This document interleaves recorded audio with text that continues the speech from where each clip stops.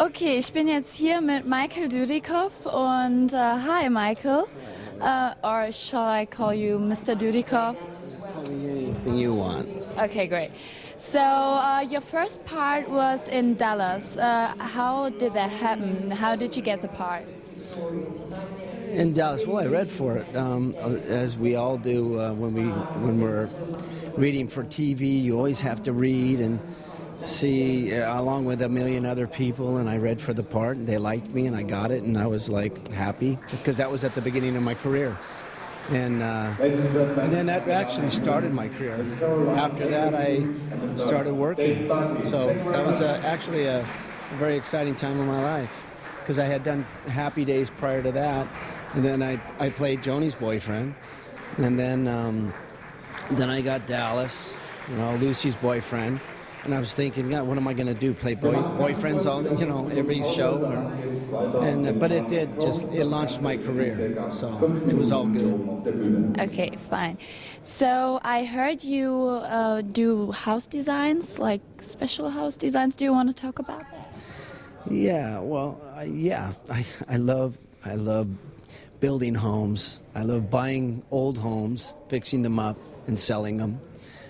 It's one of the My passion is acting.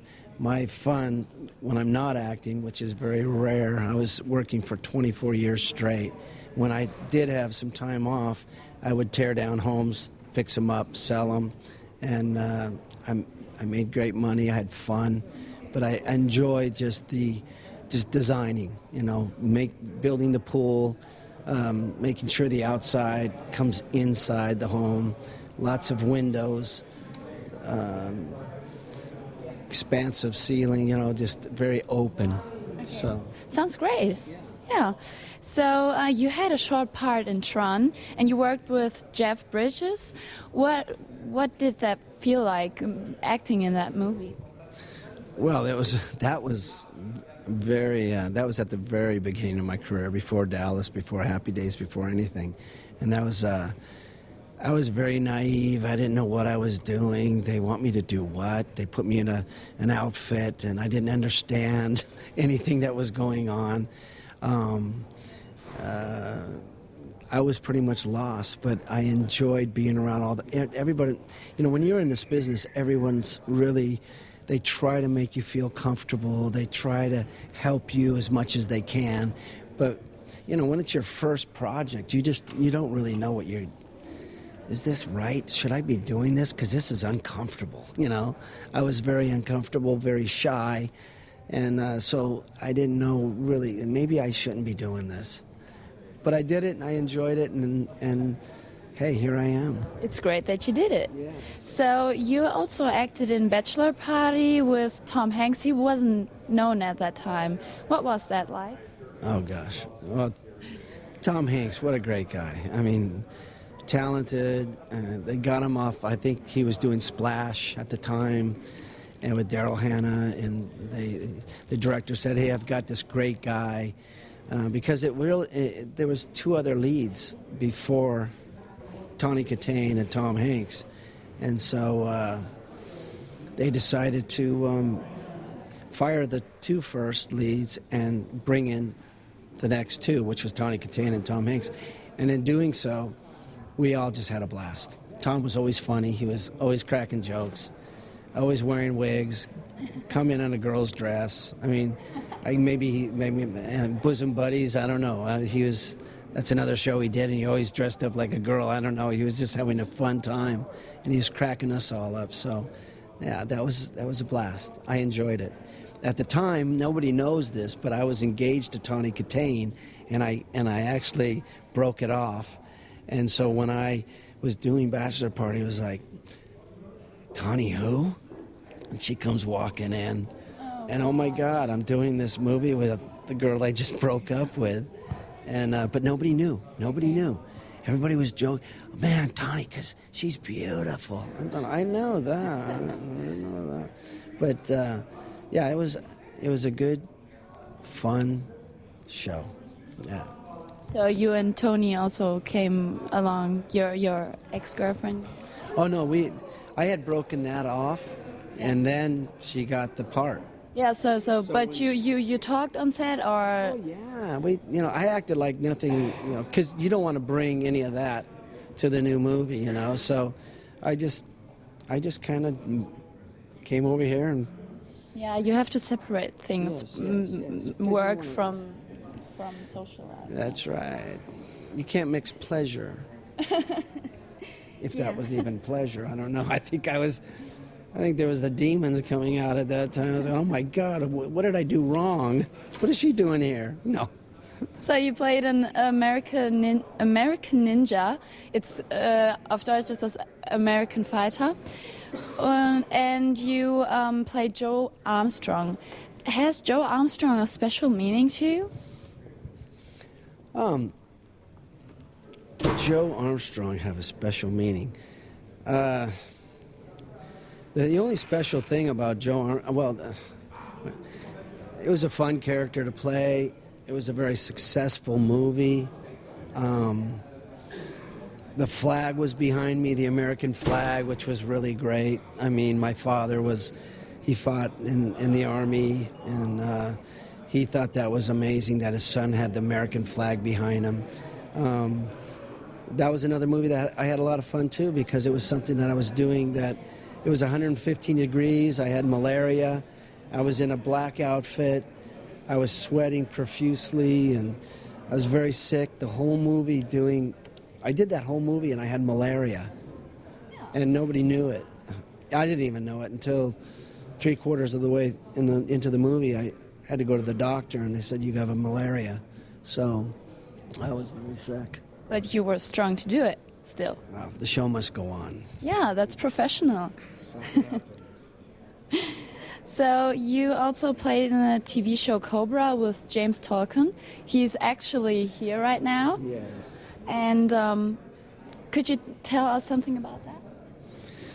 Yeah, Stephen Cannell, the late Stephen Cannell. What a man. He was a great man. Did many, many TV shows. And I had just lost my father, and Stephen knew that I lost my father. And he thought that instead of staying home, that I should go to work. And he took me out of that, staying home, and he said, I've got this show called Cobra. It was actually called Viper first. And evidently Paramount Studios already had a show called Viper. So Steve just instead of a Viper car, he just threw in a Cobra car, and we'll call it Cobra. So that's what happened. We started Cobra, and I met the cast in Canada, and it was a great cast. James Tolkien is a wonderful actor and a good man, and it was really a pleasure to work with people like, when you work with professional people, it's so exciting because you can learn so much from them. And with James and many other actors that I've worked with, Brian Dennehy, Dustin, I've worked with some great, great actors, and you learn so much about them and the craft. And I can't say enough good things about James Tolkien. That was a fun show because of James. And yeah. Did you meet him after that, or was this the first time that you met him in a long time since you did that show? No, I never met him. I've never met him, and I met him on the show.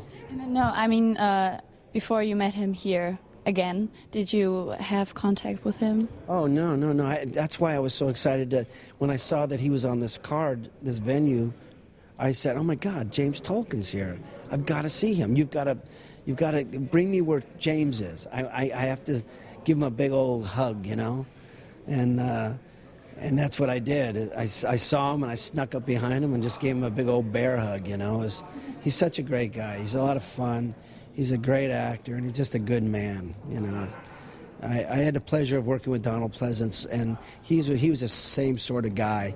You sit with Donald, and you talk with him, and you just have story after story, and you learn so much, and you just respect their body of work, and yeah, James is what a man.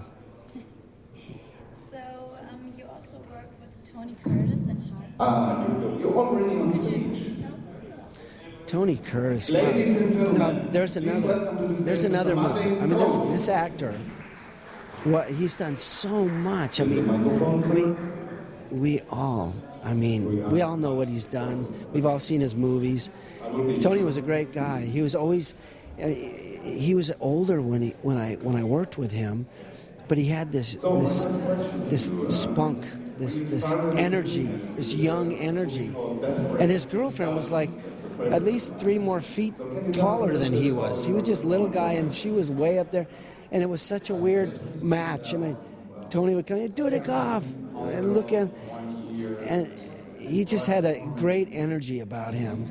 And the energy that he exudes, I mean, even picked me up more in the show. It's like, oh my God, that energy is so, I love that energy. I want that energy. So I learned again, and that's what's so nice about when you, as an actor, you learn, you meet so many people, and you become an ontologist where you're constantly learning about people and becoming, and you can use those people for characters that you want to play for the future, and you can just dress them up. And Tony was one of those guys that really helped me out in another little area of my life where that energy, you can just pocket it and pull it out when you need it. And that's, I wish I could have thanked him. You know, because he didn't even know what he didn't even know he was doing that. He was just, that was Tony. A lot of energy. Sounds like a great guy. A lot of fun, good guy. So you didn't participate in movies like in 10 years. Why is that? Well, I feel that life is balance. You need balance. You can be a success in one part of your life and not have success in other levels of your life. You need balance. So for me, it's not like I stopped. It was like I just moved into another venue in which I wanted to balance my life out. And that was to find the right woman for me, to have kids, to be successful in that area too. Because when you have success and balance in those areas, then you become a better actor as well. The more you know yourself, the more you know what you like and what you don't like. And so getting married at a later age and then finding all this and embracing what I learned and incorporating that into my life made me even it's going to make me a better actor when I do come back. But yeah, you need balance in your life, mentally, physically, spiritually. Success comes in so many different levels. And I can get deeper and deeper, but what time is it? Okay, so Expendables 3 is coming up soon, so they planned it. Would you like to play in it? Because you would fit in it. I would love to play in it. I have to respect Mr. Stallone. I mean, he knows exactly what he wants, and he's a very intelligent man. He knows what he wants, and I just don't fit in that picture right now for him. So when he's ready and he knows, I'm sure that if he really wanted Michael Dudikoff, he'd call Michael Dudikoff, and Michael Dudikoff would give him a firm handshake and let's do a movie. Maybe he's waiting, maybe he's saving the best for last. You never know. Probably. Okay, thanks. That was all I had to say and to ask. Thank you for this interview. I have little sweaty hands. And thanks for having you here. Thank you for having me. Thank you. Thank you. Thank you, Germany. All right.